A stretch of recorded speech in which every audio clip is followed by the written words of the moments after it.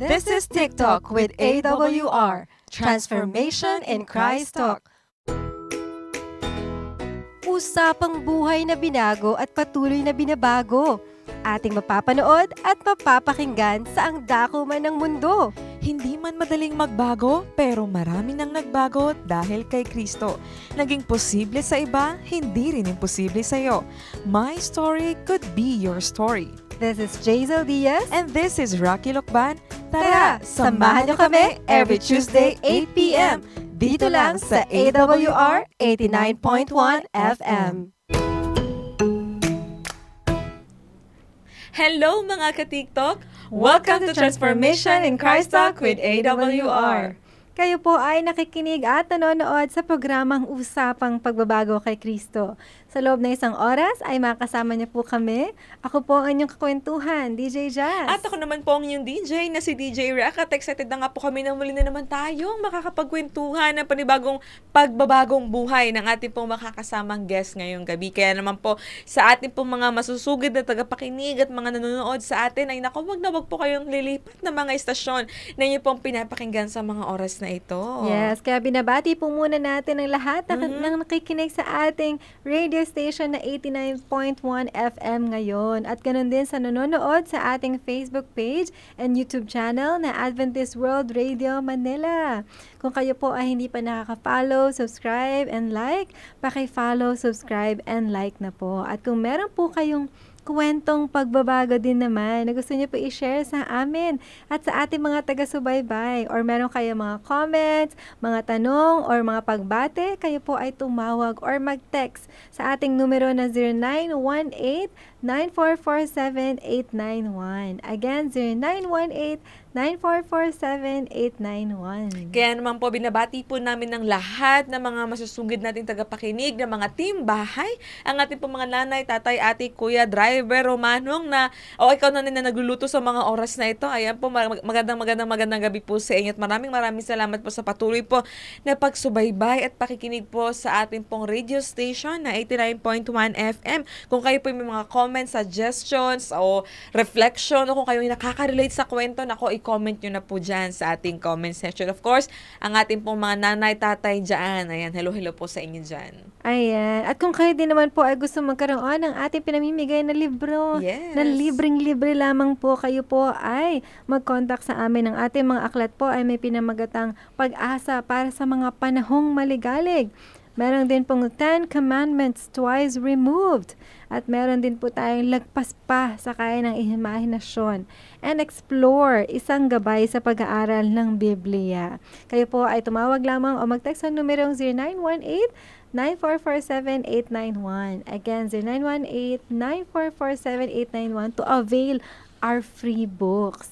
Amen. Ayan. So, muli binabati po namin ang aming pamilya. Ayan, si nanay, si tatay, ang aking papa at mama na nanonood ngayon. Yes. And regards to Martinez and Diaz family, hello sa inyo dyan. At sa ating mga ka-TikTok. Yes. Ayan. And ngayon nga po, tayo ay nasa ika-29th episode na natin.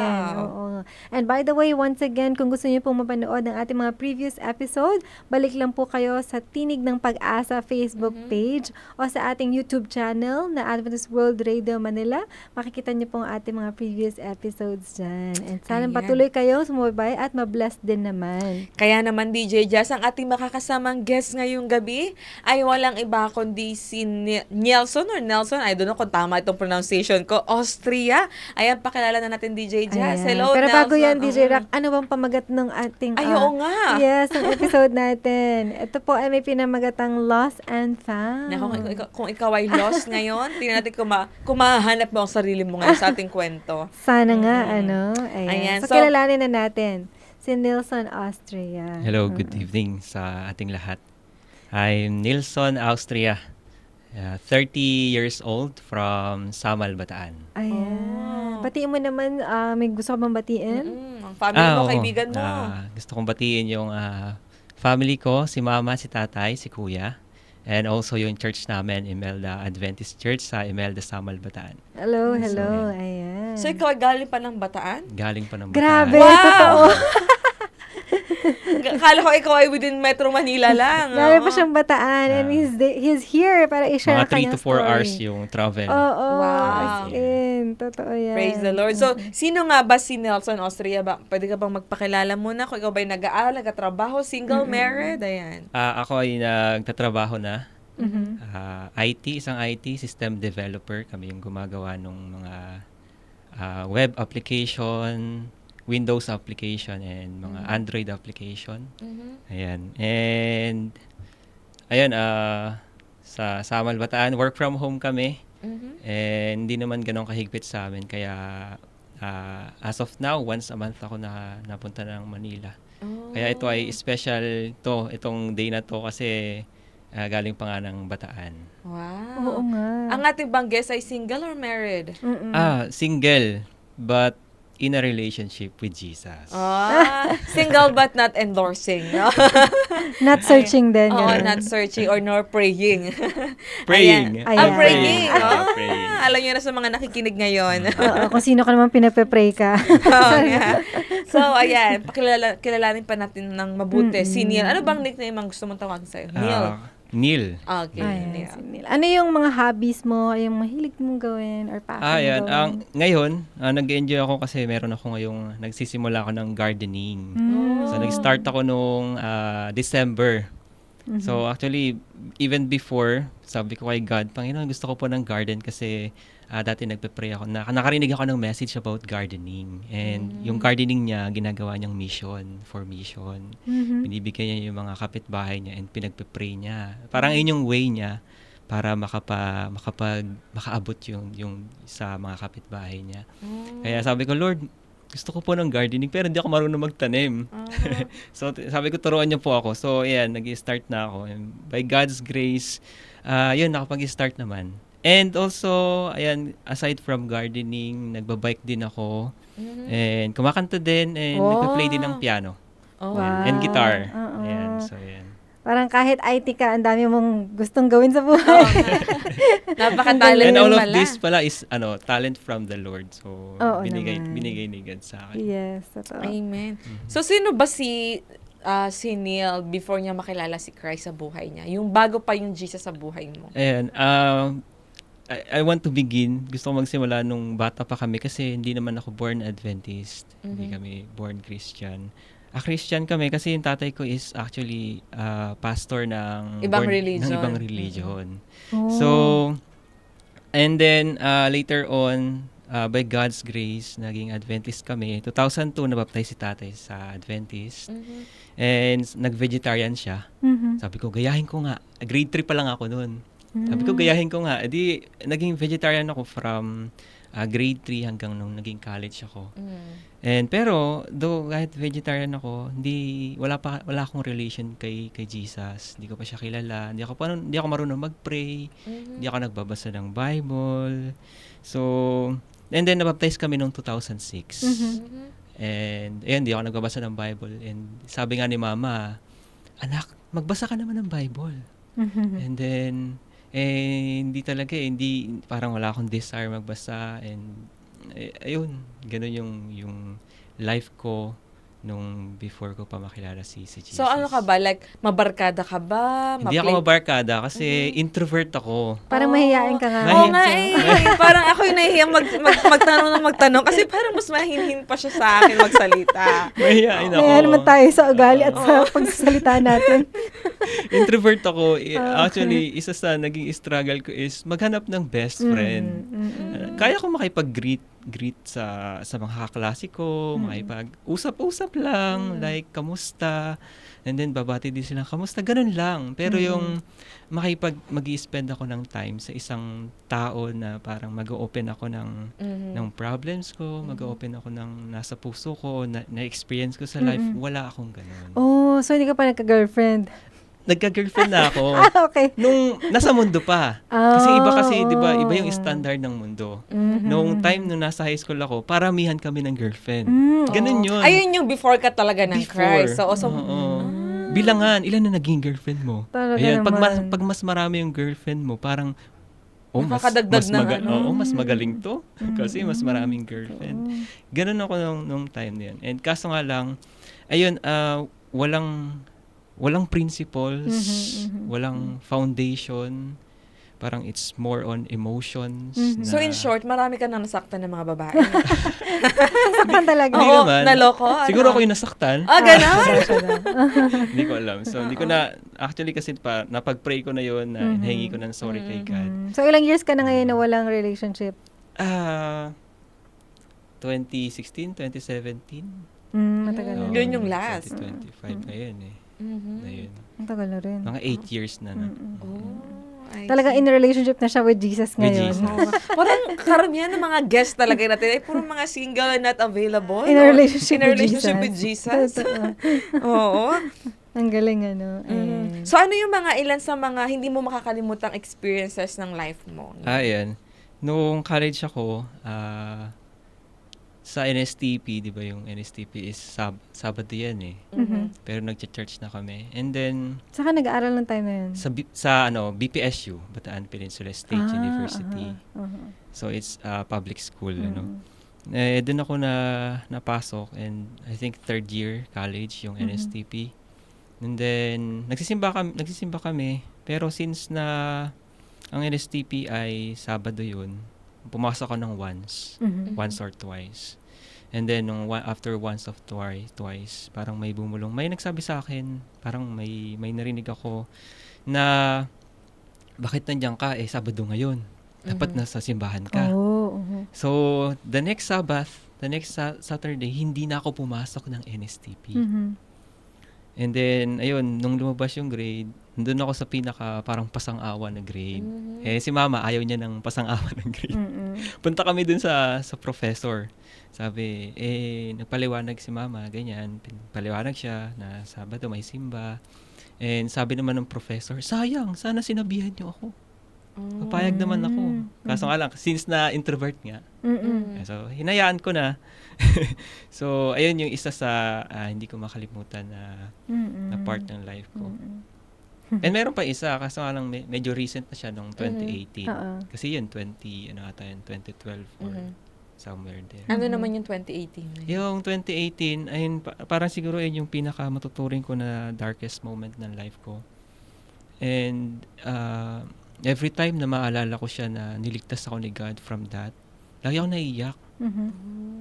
Ang darkest moment ko is parang yung life na walang purpose, yung life na walang direction. Yun yung time na nag-i-stay ako sa, I think sa Mandaluyong yun. And ang naging routine na lang yung life ko, ang gigising sa umaga, mag-Facebook ng kaunti, maliligo, papasok ng trabaho, diyan sa MOA. And then after ng trabaho, habang nasa trabaho, nag-Facebook, naglalaro. Tapos, uso pa yun, Mobile Legends for me. Tapos, magta-travel ulit, mga 1 hour, papuntang Mandaluyong. Pag-uwi sa Mandaluyong, ihiga. Kumbaga naging kakain. cycle lang Naging yung cycle na siya. routine Tapos, mag-Facebook, mag-YouTube, mag-games, paulit-ulit tutulog na. lang.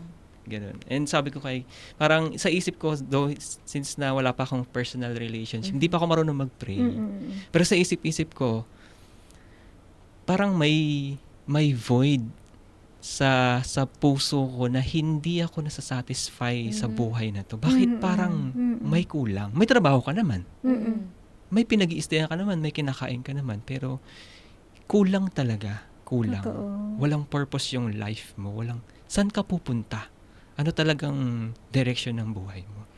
Ayun. Alam mo, DJ Rock, marami nakakaranas niyan sa Manila ngayon. Yeah. Kasi they're coming to Manila to work lang talaga. 'Di ba? Parang kapag nag-work ka na, akala mo yun na yun. 'Di ba? Parang ang feeling mo ito na yung buhay na gusto mo, pero actually laging merong void kang mararamdaman at mararanasan or emptiness. Na kapag wala dun si Kristo sa buhay mo na yun, parang wala talaga. Totoo. So we feel you, ano? Oo, talaga dumanas din tayo, hindi ka nag-iisa. Habang kinakwento nga niyan, talagang nangingilid na yung kanyang luha, no? Totoo. Talaga siguro, malaki talaga yung naging impact nung moment na yun sa life niya.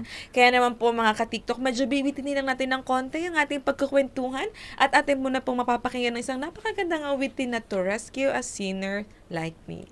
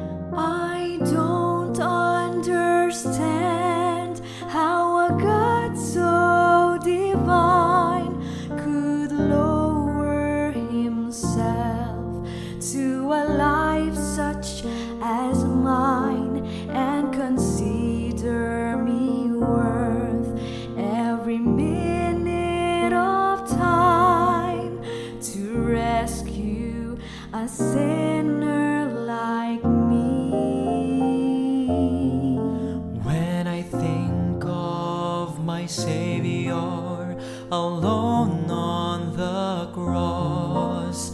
I know without him that my life would be lost if he had not been willing to suffer the cost to rescue a sinner like me. To rescue a sinner like me, Lord. To rescue a sinner like me. He abandoned his throne and his kingdom above to rescue a sinner like me.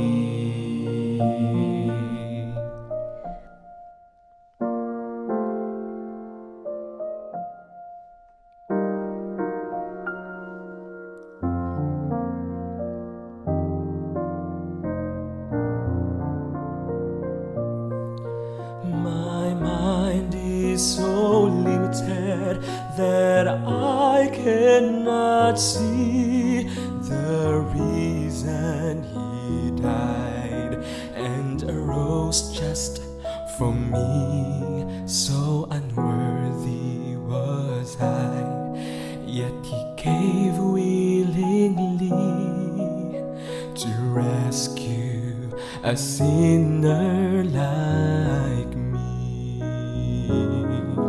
To rescue a sinner like me, Lord. To rescue a sinner like me. He abandoned his throne and his kingdom above to rescue a sinner like me. To rescue a sinner as worthless as I, and he gave me a reason to sing. It's so hard to believe that it happened to me. Hallelujah to Jesus, my King, my King.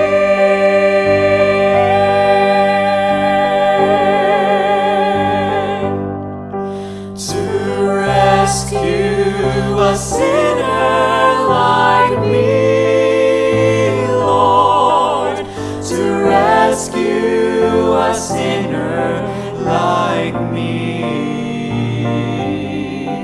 He abandoned his throne and his kingdom above to rescue a sinner like me.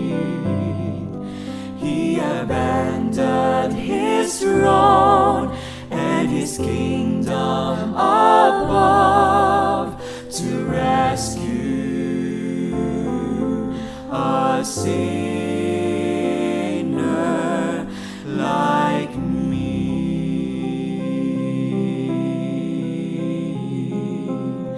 A sinner like me.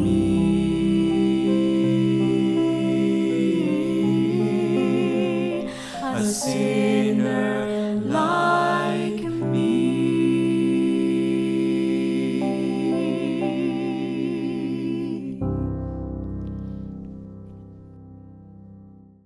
And that was To Rescue a Sinner Like Me. Andito pa rin po tayo sa TikTok Transformation in Christ Talk with AWR. And this is DJ Jazz. At ako pa rin po ang inyong DJ na si DJ Rock at patuloy pa rin po tayong nakikinig dito sa 89.1 FM. Kunin din po sa ating Facebook at YouTube channel na Adventist World Radio Manila. Kung kayo nga po may mga comments, suggestion, reflection o kung nakaka-relate po kayo sa kwentong pagbabagong buhay po ni Nila, mag-comment lamang po kayo at nais din po namin mapakinggan ang inyo po mga saloobin. So, ngayon DJ Jazz, punta na tayo sa pinaka-exciting part na ating programa. So, ano ba o paano mo ba nakilala si Kristo? Ayan, Neil. Yeah, yung start na nakilala ko si Christ ay yung na-invite ako sa Bible study. Actually, ang naalala ko is parang sa second invitation doon ako pumunta eh. Pero that time, nasa Mandaluyong ka, tama? Sa Mandaluyong. Saan mo na-meet yung nag-aaya sa'yo ng Bible study? Sa chat lang. Sa Wow. chat lang? Pero before nun, nagkaroon ng spiritual camp Aha. sa Pampanga, sa Central Luzon Adventist Academy. Oo. And then, may mga na-meet ako doon na friends. Mhm. And, ayun, through mutual friend, inad niya ako sa Facebook. Mhm. Tapos, in-invite niya ako for Bible study. Wow. Para mag-join ng Bible study. Mm-mm. Actually, parang ayoko pa nga kasi sabi ko, uuwi ako, mag-Facebook pa ako eh. Mag-browse pa ako. So, after work yung gigigs Bible pa. study? After work, Oo. as I remember, mga 7 p.m. ata yung Bible Mm. study. Mhm. Oo. And then, so, edi yun, in-invite niya ako. And the second invite, ay sabi ko, sige, punta ako. Hindi siya along the way. So, kaya talagang parang nag-take effort ako para Totoo. pumunta doon. Mga ilang minutes away? Mga 30 mga minutes? 10 minutes, 20 minutes, okay. mga ganun. Oo. Medyo malapit lang din naman. Mm-mm. And then, nung pumunta na ako doon, di ba, diyan sa Laverty. Sa may Laverty. Dito rin sa Pasay. Dito rin sa Pasay. Pagpunta ko doon, wala din yung nag-invite sa akin. Oo. So, sabi ko, paano to? Wala. So, meron pa ako naalala na nagjo-join doon sa Bible study group na yun. So, chinat ko siya. And then, wala din siya. Sabi niya, bro, wala ako dyan. Ganyan. Hala, paano to? Oo. Kala ko ba, punta ako ng Bible study, paano ako papasok sa guard? Hindi ko alam kung saan papunta nun. And then maya-maya, may bumaba. Mhm. Bumaba yung nag-lead sa Bible study and si Kuya Logan. Mm-mm. Pagkaba ni Kuya Logan, nagulat din naman ako. Tawag ko pa sa kanya ng bro. Sabi ko, bro. Tapos siya nakatingin siya sa akin na ganyan. Parang sa isip niya, sino kaya to? Ganyan. Tapos sabi niya, oh, Bible study? Sabi niya, yeah. Sabi ko, I will go to the Bible study. Oh, yeah, come here. Tapos, tinatid niya ako sa pinakataas ng Laverty. Ito kasi yung Bible study. And then, along the way, sinasabi niya sa akin, actually, hindi ako bumaba para sunduin ka eh. Aha. May susunduin akong iba. Mhm.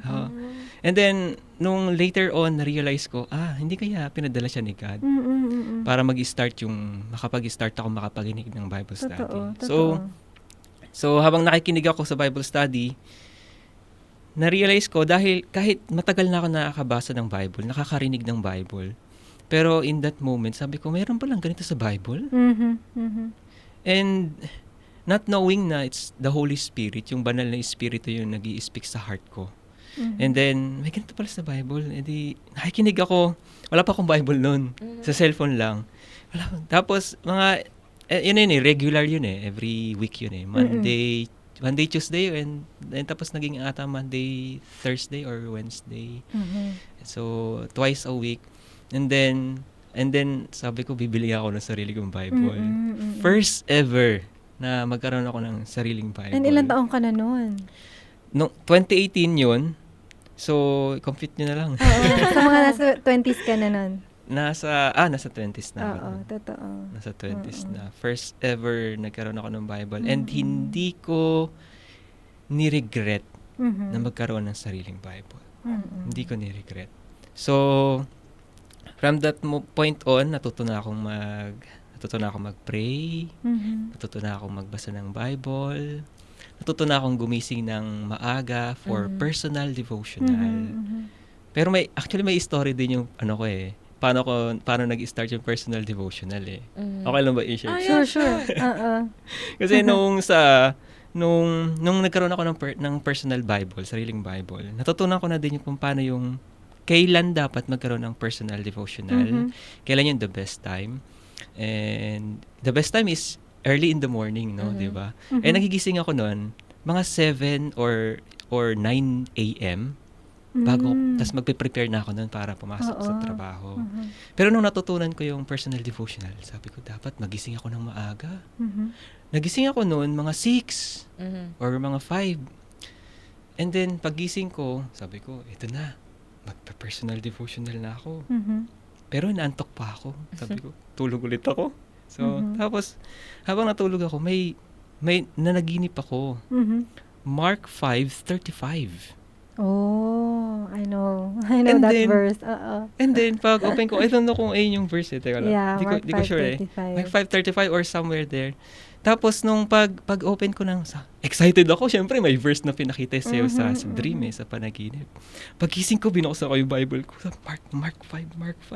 And early in And the then, morning. Pagtingin ko sa verse, hinanap ko yung chapter, pag hinanap ko yung verse pala, walang verse na verse na ganun dun sa Mark 5. Aha. Wala palang verse na ganun. Hindi ko lang kung Mark 5:35 or basta nung tinignan ko, wala. Mhm. Sabi ko sa Panginoon, ano ba yan?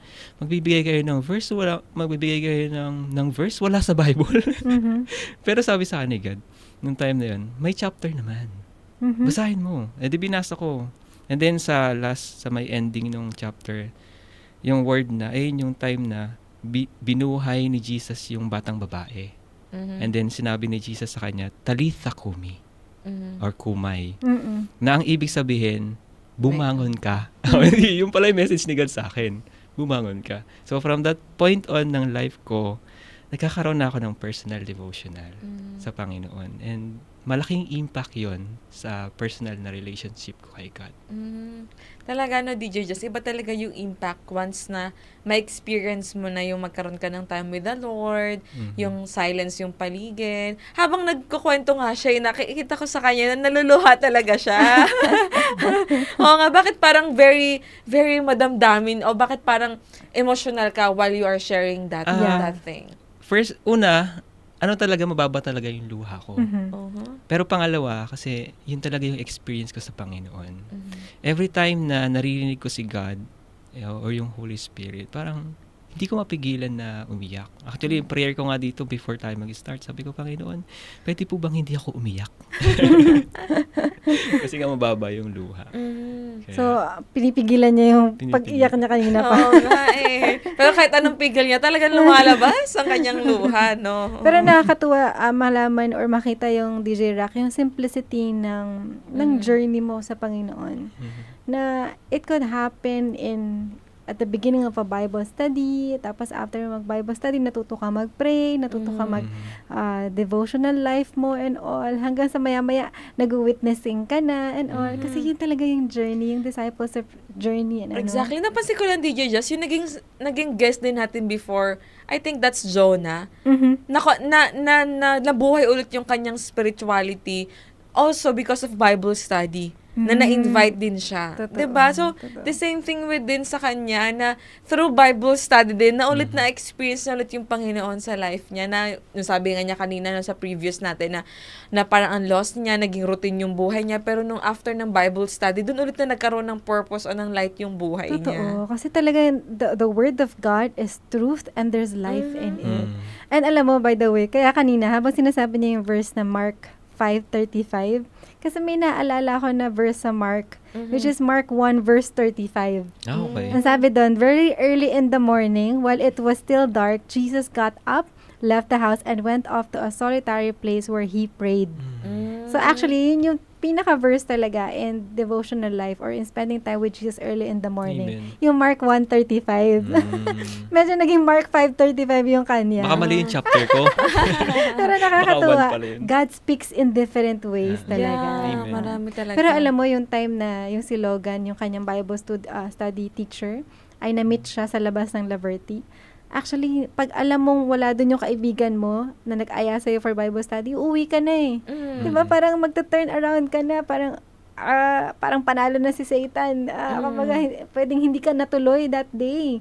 Pero talagang God is amazing. Na talagang He brought Brother Logan there outside. Bago pa ako umuwi. Totoo. Bago ka pa Bago tuluyang umuwi. umuwi. And napapunta ka dun sa Bible Praise study. God. mo. Talagang God has a purpose in everything. Na minsan nakala natin yung talagang itatry ka pa ni Satan na ma-discourage, Oo, na teka lang. Alam mo yung kahit, Isa-sway and oo, all. alam mo nandun ka na para mag-Bible study, palang gagawa pa din talaga yung kaaway. Pero ang galing lang na yung Panginoon pa rin yung nananalo. Di ba? Amen. Sana laging manalo ang Panginoon, ano, Sa lahat ng mga great controversy yan eh. Lagi tayong pinag-aagawan ng evil and ng good. So, we pray na laging meron ding magpe-pray para sa atin to always win the great controversy. Gusto ko palang magdagdag. Yes, Sure. yes. Kasi, nung first night ng Bible study, na-realize ko, pag uwi ko, sabi ko, mas masarap to kaysa sa Facebook, Oh. saka sa YouTube, saka sa games. Sabi ko, attend ulit ako. Sabi ko, Wow. ganun. So, kaya nag-attend palagi, nagpapalagi ako na-attend. And dumating ako sa point na, sabi ko, Panginoon, I will give up yung games. Hindi na ako. Nung una ako nagyayaya sa mga ka-work ko, mag-games. O tara, game, habang nagla-lunch. And then, nung nung nakilala ko si Christ through that Bible study, sabi ko, hindi na, sila na yung niyayaya nila ako. Oo. Sabi ko, hindi na. In-uninstall ko na yan. Praise God. So, Grabe. So, ang daming changes talaga sa buhay mo when you met Him. yun. Parang nasagot na yung tanong natin sa Oo. kanya. Ano ba yung ginawa ng Panginoon sa life niya? Ang dami. Na-mention nga niya Meron na. ka pa bang gustong i-add Oo. na mga naging pagbabago sa buhay mo after you met Jesus? Di ba introvert ako? Mm-mm. Ang pinaka naging tinuro sa akin ni God is kahit na introvert ka, pero pag para sa akin, magsalita ka. Oo nga eh. Yun yung tinuro sa akin ni God. Kaya kahit pag hindi niyo ako kasama, introvert ako. Pero kapag sinabi akong kumanta, manalangin, magsalita, I will go. Oo Yun yung tinuro sa akin ng Panginoon. Totoo. And imagine, Gabi, no, mga tagapakinig, 3 hours away po siya or 4 hours away from here sa Manila. Pero he still say yes and Amen. went here talaga, So, after all this, ano na yung commitment mo sa Panginoon talaga? Ang commitment ko sa Panginoon ay makikita sa Ecclesiastes 12 verse 1. Ano? Ang sabi doon, alalahanin mo ang iyong manlilikha sa panahon ng iyong kalakasan. So, ang commitment ko sa Panginoon na sa aking kabataan, Ilang taon ka na ba ngayon? 30 pa lang naman. Diba? Talagang kabataan pa. Oo. Sabi nila 35 daw yung yung hanggang- limit so, youth pa rin naman ako. Yeah. So, alalahanin mo ang Panginoon sa panahon ng iyong kalakasan. So, gagamitin ko yung lakas, talento, kayamanan, at iba-iba pang mga binigay ng Panginoon sa akin para sa Kanya. Yun yung commitment ko sa Panginoon. And also, yung Isaiah 6 verse 8, yun yung time na nagtanong ang Panginoon na, whom shall I send? And ang sagot ni Isaiah is, narito ako, Panginoon. Isugo mo ako. So, yun din yung tinuro sa akin and in-inspire sa akin ng Panginoon na gawin at ipag-pray. Actually, every time, hindi naman pa every time, most of the time na kapag ini-inspire ako ni God, Lord, here I am. Anong gusto niyo pong gawin ko? May mga times na, example, sa district namin, pag may mga patay, na yung mga kapatid na namatay sa district, pupunta kami kasi para makiramay. And then, bago kami pumunta, kasi most of the time, nai-invite ako mag-pray, o magpaawit, o kumanta, ganyan. Tapos sabihin ko sa kay God, bago ako umalis, Panginoon, ano pong gusto nyong gawin ko? Ano pong maipaglilingkod ko para sa inyo? Pupunta po kami sa patay. Ano pong gusto nyong gawin ko? And then, lo and behold, pagpunta sa patay, pwede ka mag-special number? Pwede ka mag-pray? Ikaw magpaawit, ganyan. Pero may mga times na hindi ko na ipag-pray, like yung magpapaawit, hindi ko na ipag-pray. Ang napag-pray ko lang, kung mananalangin, saka yung mag-special number.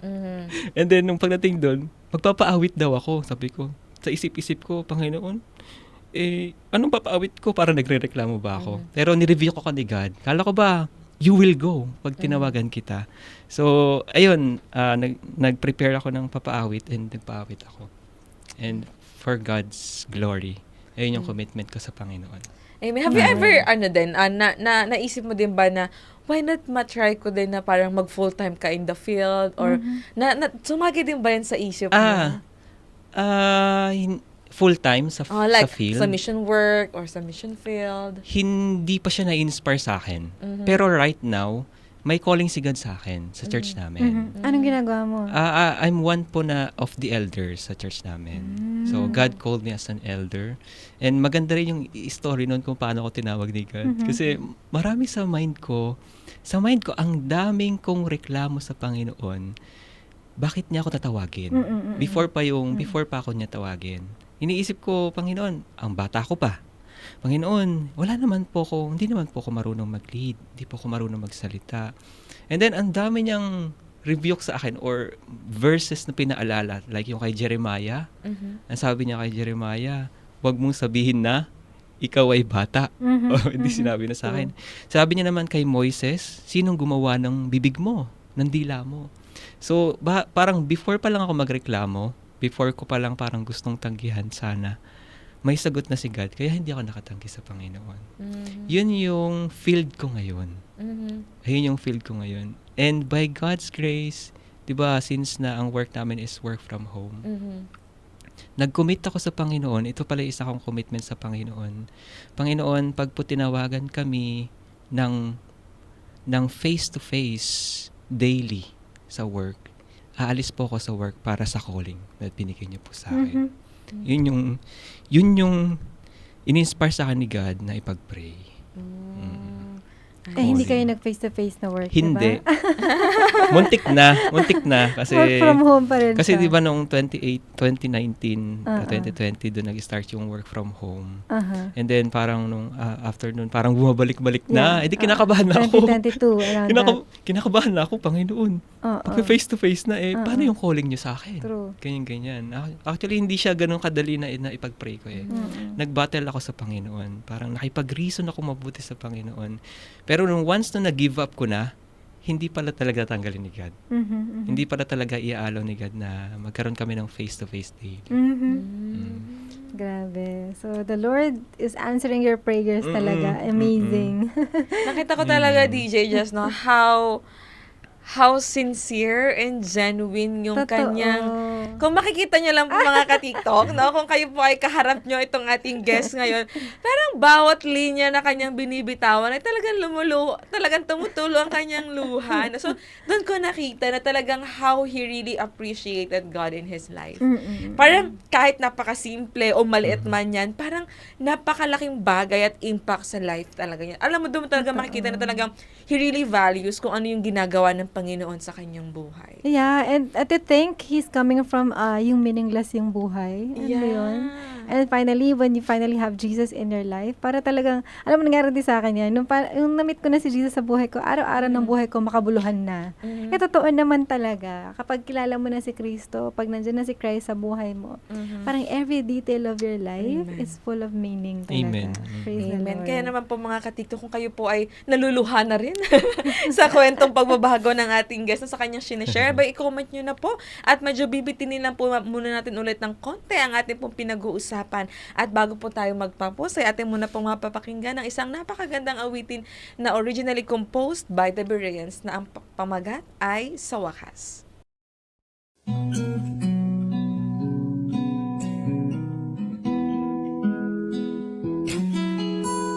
Pagod ka na ba sa araw-araw? Walang magawa, gustong sumigaw. Problema tila ay walang hangganan.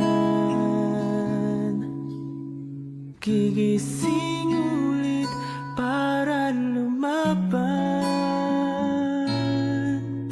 Manali kumapit, may awatin ang langit. Ngunit di ka may pag-asa, pupunasan niyang luha. Tama na, sumuko ka, isuko sa kanya. Buong buhay at lakas, babaguhin niya lahat sa wakas.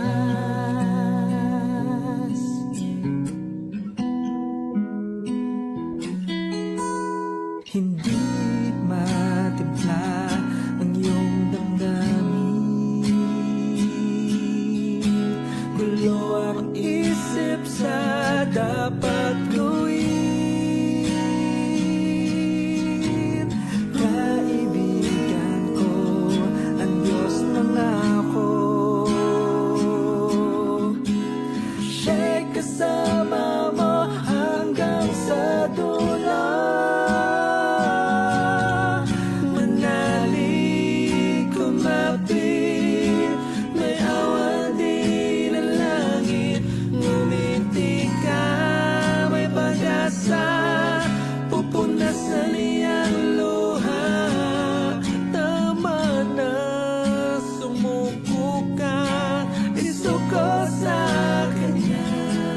Buong buhay at lakas, babaguhin niya ang lahat sa wakas.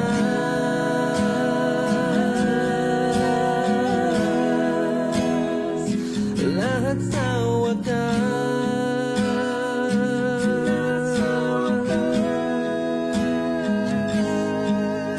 Manalig, kumapit, may awa din ang langit. Ngumiti ka, may pag-asa, pupunasan niyang luha. Tama na, sumuko ka, isuka sa kanya. Buong buhay at lakas, babaguhin niya ang lahat sa wakas. May awa din ang langit. Lahat sa wakas. May pag-asa, babaguhin niya lahat sa wakas. Babaguhin niya lahat sa wakas.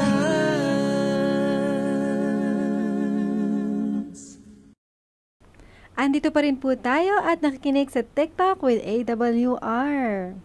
Ayan. So, regards po sa mga patuloy na sumusubaybay sa atin ngayon. Nasa pangatlong part na po tayo ng ating programa. At tunay nga po na marami tayong nakukuha at natututunan at nabibless tayo sa kwento ng pagbabago Amen. ngayon. Hindi. Kaya naman po kung may kwento rin kayo ng pagbabagong buhay na nais nyo rin pong ibahagi at nais din pong mapakinggan ng maraming tao, kontakin nyo lamang po kami para kayo naman po ang susunod namin makakasama at mapakinggan ang inyo pong storya ng pagbabago kay Kristo. Yes. And kung kayo po ay nagnanais din naman na matuto tungkol sa Biblia, ayan, meron po tayo mga libreng aklat na pinamimigay. Explore, isang gabay sa pag-aaral ng Biblia. And yung story ng ating guest ngayon is about Bible study talaga, So if you want to avail this, kontakin niyo lang po kami. Meron pa pong lagpas pa sa kaya ng imahinasyon. 10 Commandments Twice Removed, and Pag-asa para sa mga panahong maligalig. Kontakin lang po kami, tumawag or mag-text sa number na 0918-9447-891. Again, 0918-9447-891. Amen. Ayan. So ngayon, Neil, ito na yung gusto din malaman ng maraming mga nakikinig ngayon. Sino na si Neil after ng encounter niya kay Christ? Ayun. Ako na si Nilson na nabubuhay na para sa Panginoon. And may purpose na yung life. Hindi na katulad ng dati. Meron ng directions. And tinuruan din ako ni God kung paano mabuhay ng may prinsipyo. Prinsipyo na makikita sa Bible. Mga principles ng Bible. So every time na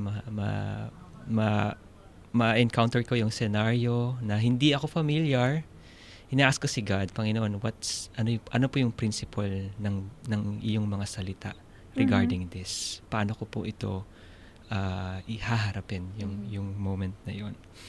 So, ayan. And also, living namumuhay na ako sa calling ni God sa akin as an elder. Tulad nga na mention ko kanina. So, tinawag ako ni God. And gusto ko lang din sana i-share kung paano yung calling ni God sa akin. Tinawag ako ni God. Nung una is pinapakita sa akin ni God yung parang may mga ideas si God sa church namin. Pero wala naman akong authority for that. And then nung magkakaroon ng election,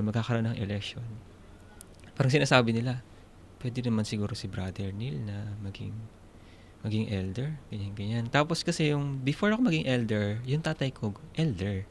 Siya yung head elder sa amin. Kaso, ayaw niya na. Kasi matagal na nga siya naging elder. And siguro hindi niya rin magampanan yung mga responsibilities kasi mahina na din si tatay. So, ah, kaya siguro tinawagan din ako ni God. And then, pinag-pray ko sa Panginoon, Panginoon, ako po ba yung tinatawagan niyo? And then, one Sabbath, narinig ko yung voice ni God sa isang member namin. Nang sabi, Brother Neil, dapat ikaw yung elder. Sabi niya ganyan. Tapos, hindi ko siya narinig as siya yung nagsalita. Narinig ko siya as answer ni God doon sa prayer ko. And then, nung pag-uwi, lumuhod ako, medyo umiyak-iyak pa ako nun sa Panginoon kasi parang, eto ba yung responsibility and bibigay mo sa akin, Panginoon? Hindi ko po alam yan, ganyan. Umiyak pa ako sa Panginoon and to the point na, nag-surrender na ako sa Panginoon. Okay, Panginoon, if you are calling me, here I am. Parang yung sa Isaiah 6:8, no? Whom shall I send? Here am I, Lord, send me. So, yun na yung naging sinurrender ko na sa Panginoon. Kaya ngayon, namumuhay na ako para sa Panginoon dahil sa Panginoon. Amen. And by the way kasi, DJ Rock, pag sinabi kasing elder sa isang Adventist church, it's one of the highest leader, kumbaga. Sila talaga yung nag-head o namumuno sa isang iglesia. Ayan. And nakita natin, as young as 30 years old, grabe, no? Si Brother Nilsson is one of the elders na ng Amen. church nila sa Bataan. Praise ano? God. And di ko sinasabi na marunong na ako. I'm still learning. Totoo. And Pero gusto ang ko mahalaga kasi magpaturo sa doon, yung Panginoon. availability mo, yung Yeah. willingness mo, and talagang yung spirituality na meron ka rin ngayon. Amen. Exactly. Kaya naman ikaw, Neil, ano na yung may future plans ka ba? Bago tayo matapos, baka nais mo din ibahagi. Ang future plans ko is still kung ano yung plan ko ngayon. Ang plan ko ngayon is, Panginoon, paano ko po kayo paglilingkuran? Kung saan niyo po ko tawagin, I will go. Kung ano pong gusto niyong ipagawa niyo sa akin, I will do it. Gagawin ko yun. Isa sa future plan ko yun.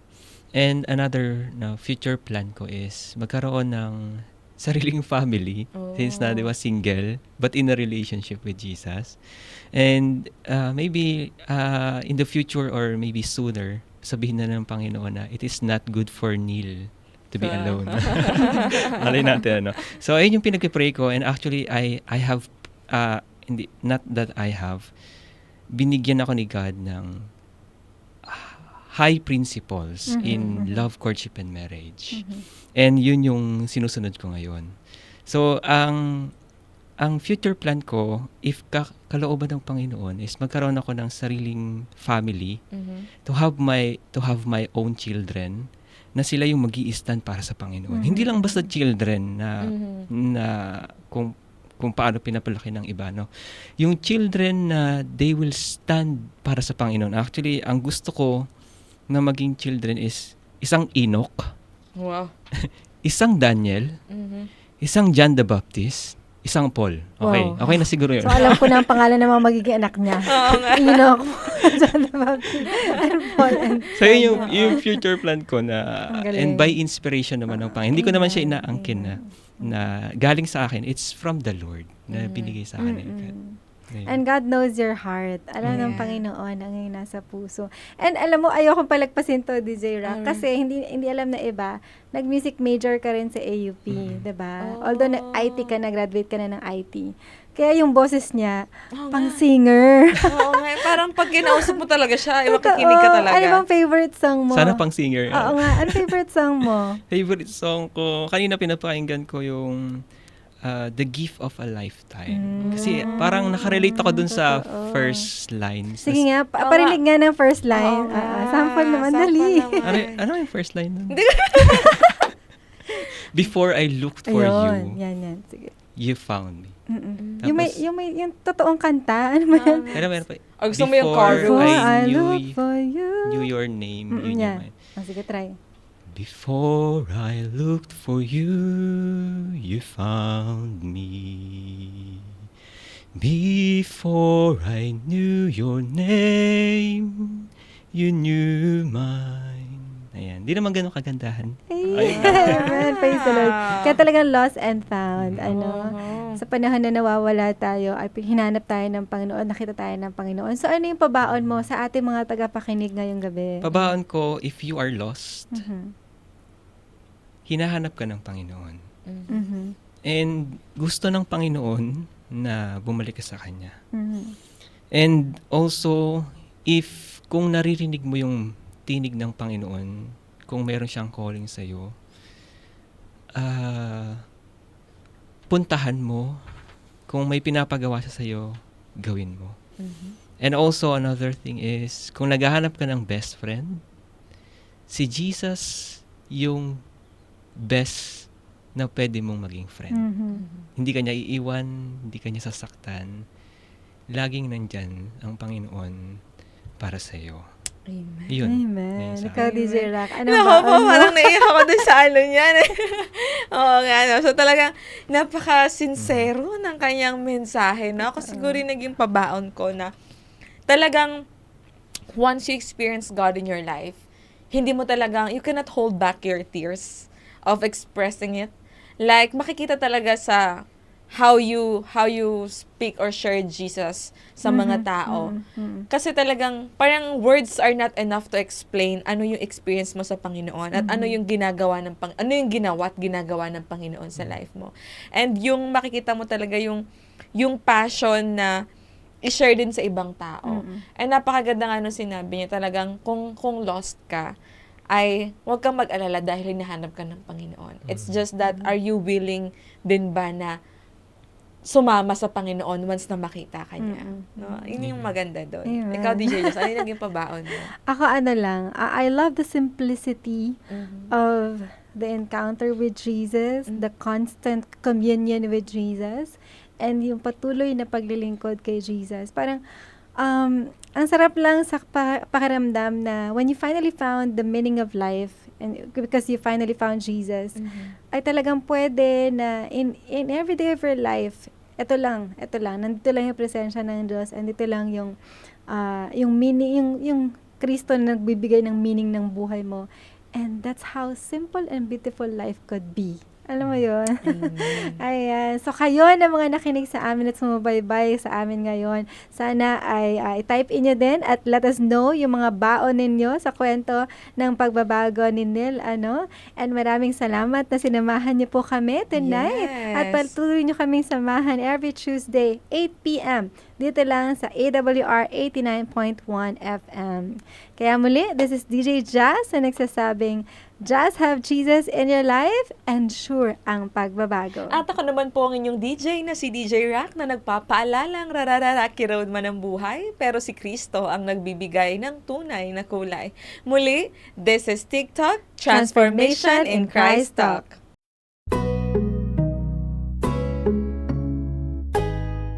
This is TikTok with AWR, Transformation in Christ Talk. Usapang buhay na binago at patuloy na binabago. Ating mapapanood at mapapakinggan sa ang dako man ng mundo. Hindi man madaling magbago, pero marami nang nagbago dahil kay Kristo. Naging posible sa iba, hindi rin imposible sa iyo. My story could be your story. This is Jazel Diaz. And this is Rocky Lokban. Tara, samahan niyo kami every Tuesday 8 p.m. dito lang sa AWR 89.1 FM.